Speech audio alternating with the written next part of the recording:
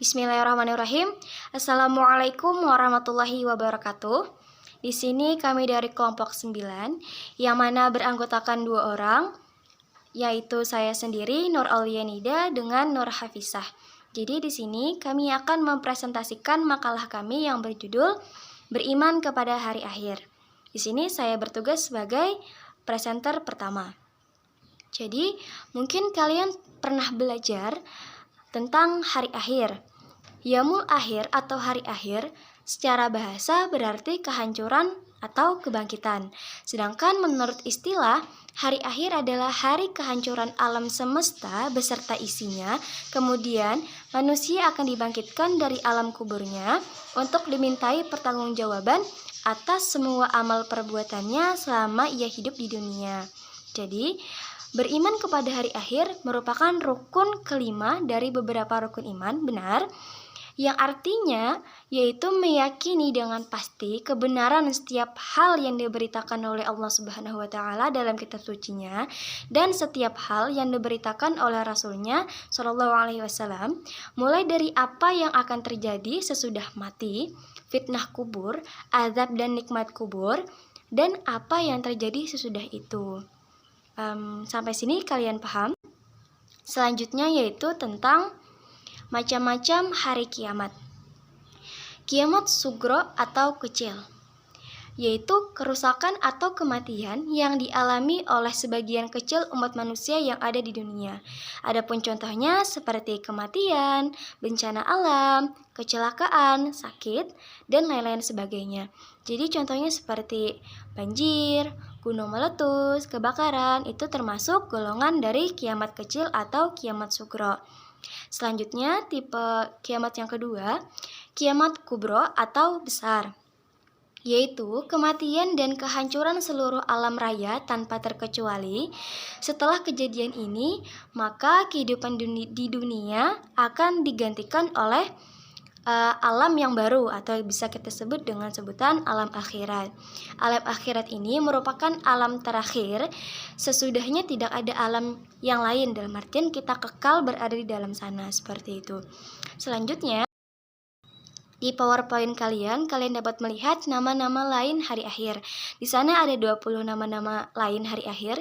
Yang pertama Yaumul Akhir, yang artinya hari penghabisan. Yaumul Qiyamah artinya hari kiamat. Yaumul Hisab, hari perhitungan. Yaumul Din artinya hari pembalasan.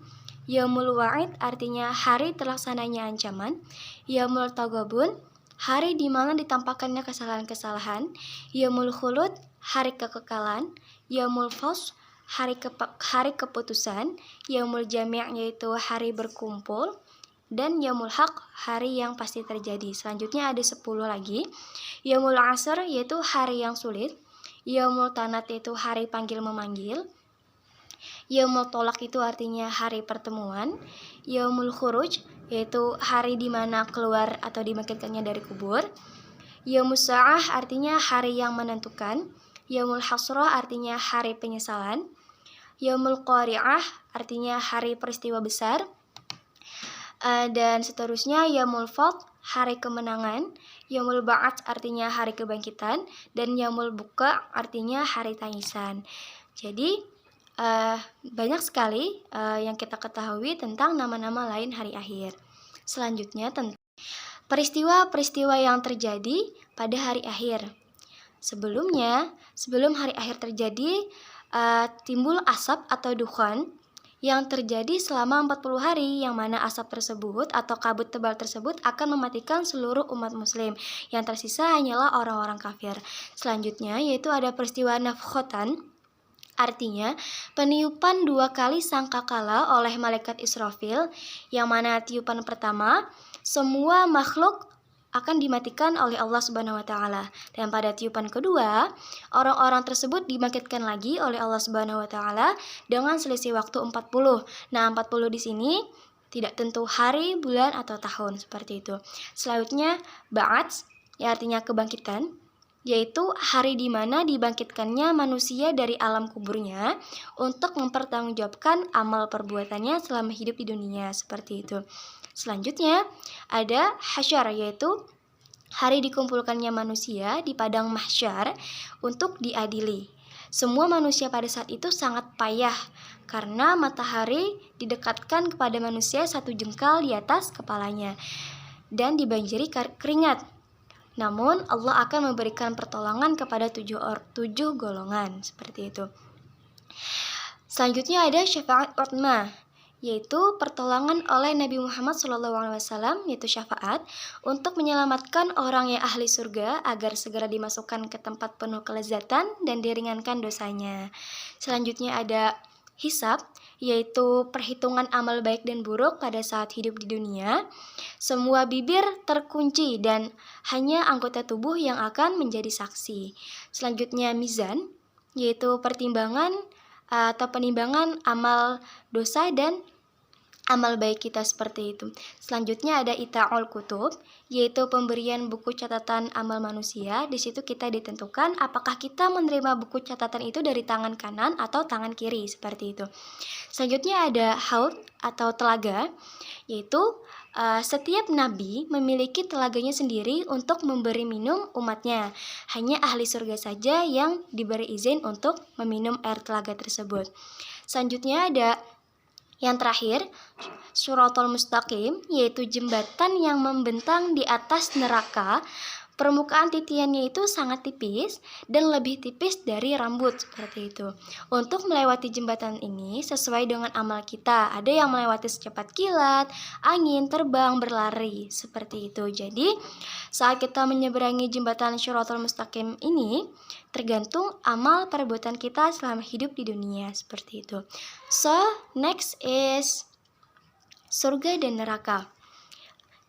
Tentunya kalian sudah tahu dong apa itu surga dan neraka, yaitu tempat akhir di mana manusia akan kekal di dalamnya, yang mana surga penuh dengan rahmat dan nikmat, sedangkan neraka penuh dengan siksaan dan derita.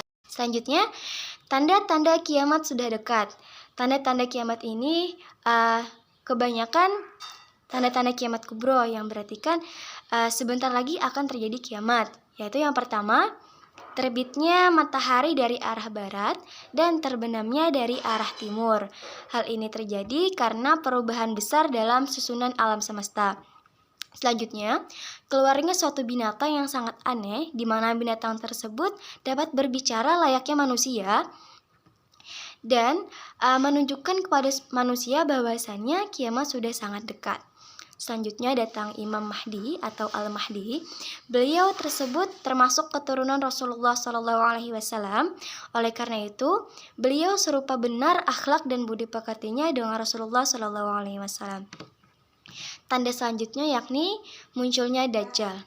Dajjal adalah seseorang yang muncul sebagai tanda semakin dekatnya datangnya kiamat, yang mana Dajjal tersebut mengaku sebagai Tuhan yang layak disembah seperti itu.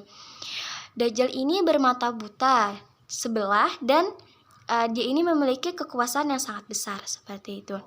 Selanjutnya, hilang dan lenyapnya Al-Quran dan mushaf, hafalan dalam hati. Maksudnya, Al-Quran tidak ada lagi, hilang, tidak dapat dibaca. Bahkan lenyap pula lah yang ada di dalam hati seseorang. Itu merupakan tanda-tanda sudah sangat dekat sekali hari kiamat seperti itu. Selanjutnya, berkumpulnya manusia seperti selamatan kelahiran, khitanan, perkawinan, ulang tahun, dan lain-lain, akan tetapi tidak pernah sedikit pun menjalankan perintah-perintahnya. Malah, ia mendekati apa yang telah dilarang, seperti itu. Dan yang terakhir, turunnya Nabi Isa alaihissalam. Beliau akan turun ke bumi ini di tengah-tengah merajalelanya pengaruh Dajjal. Jadi Nabi Isa alaihissalam ini akan mengusir Dajjal seperti itu. Selanjutnya yang terakhir, surga dan neraka. Surga adalah tempat yang kekal yang telah dijanjikan Allah Subhanahu wa taala kepada hamba-hambanya yang beriman selama hidup di dunia. Ia adalah tempat di mana tidak ada kata lelah, letih yang akan keluar dari mulut manusia. Ia adalah tempat di mana Allah Subhanahu wa taala memberikan keridhaannya kepada para penghuninya. Surga juga merupakan impian dari seluruh makhluk hidup atau manusia yang ada di dunia, seperti itu. Selanjutnya adalah neraka. Neraka adalah suatu tempat yang telah disiapkan oleh Allah Subhanahu wa taala bagi mereka yang tidak beriman kepadanya, menentang hukum-hukumnya dan tidak beriman kepada para utusan-utusannya. Neraka adalah tempat yang penuh dengan siksaan bagi musuh-musuhnya, penjara bagi orang-orang yang berbuat maksiat, kehinaan dan kerugian yang sangat besar dan tiada hal yang lebih buruk darinya. Di sini dapat kita tarik kesimpulan bahwasannya orang yang beramal soleh sampai akhir hidupnya maka akan dijanjikan surga oleh Allah Subhanahu wa taala. Begitu sebaliknya, orang yang senantiasa mungkar terhadap perintah-perintahnya dan selalu melaksanakan apa saja yang dilarang olehnya, yakni Allah Subhanahu wa taala, maka balasannya yang setimpal adalah neraka. Semoga kita semua termasuk dalam golongan-golongan orang yang diridhoi Allah untuk masuk surga. Amin ya rabbal alamin. Mungkin hanya ini penjelasan dari saya. Selanjutnya akan dijelaskan oleh teman saya, Nur Hafisah. Salah kurang mohon maaf. Wassalamualaikum warahmatullahi wabarakatuh.